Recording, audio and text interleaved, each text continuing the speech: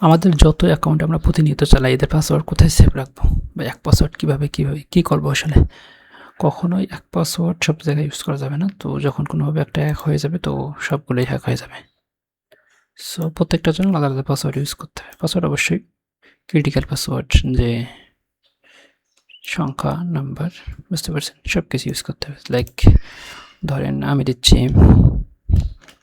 একটা বড় হাতের, তারপর পার্সেন্টেজ, তারপর সংখ্যা, তারপর ডলার, তারপর @, তারপর আবার ছোটো হাতের, বড় হাতের, তারপর আমরা ফার্স্ট ব্র্যাকেট ইউজ করতে পারি, আবার ছোটো হাতের আর একটা বড় হাতের।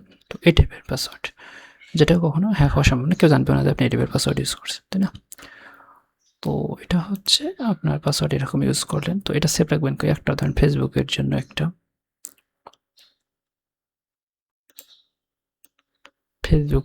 একটা, ইউটিউবের জন্য একটা, তাই না? তো 1 2 3 করে দিয়ে হিসাব করলে অনেক পাসওয়ার্ড, ফেসবুক, ইউটিউব, লিঙ্কডইন, তারপর এক্স, তারপর আদার্স যা আছে, জিমেল টিমেল যা বলে। কিন্তু সবগুলো পাসওয়ার্ড আপনাকে সেভ রাখতে হবে। জিমেইলে আপনি ভালোভাবে সিকিউর রাখবেন। তারপর হচ্ছে আপনার এখান থেকে গুগলে যাবেন, গুগলে দেখবেন যে গুগল ডক্স ইউআরএলে যদি কপি করি, এটা ডকুমেন্ট, তাই না? তো আমরা এখান থেকে সিলেক্ট করব, গুগল শিটে যাব, শিট থেকে এখানে একটা নিউ শিট যাবেন, এইখানে আপনি রাখবেন যেটা সব পাস যে রাখলাম, এখানে সব পাসওয়ার্ড ফিল থাকবে। তারপর এখানে দেখবেন যে ইউটিউব, এখানে ইমেল দেবেন, ইমেল,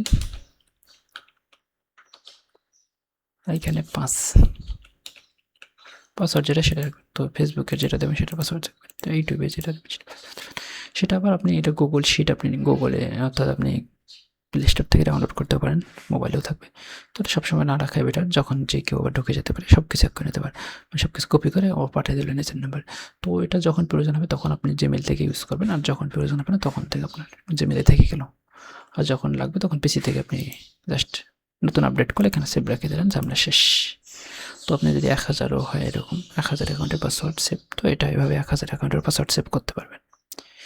এভাবে প্রতিনিয়ত আপনি 2000, 1000, 50, 100টা অ্যাকাউন্ট, কোনো ব্যাপার না। এখানে আরও আনলিমিটেড, এখানে 1000 শিট, আর একটা শিট করেন এখানে, এইটাতে রাখলেন যে আমার বেসিক ডাটা,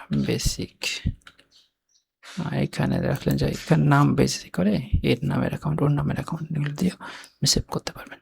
তো এটার মাধ্যমেই আপনি আনলিমিটেড পাসওয়ার্ড সেভ রাখতে পারবেন, কোনো হিসেব নেই, বুঝতে পারছেন? এখানে যত থাকবে ততগুলো সবগুলো অটোমেটিকলি সেভ হয়ে যাবে।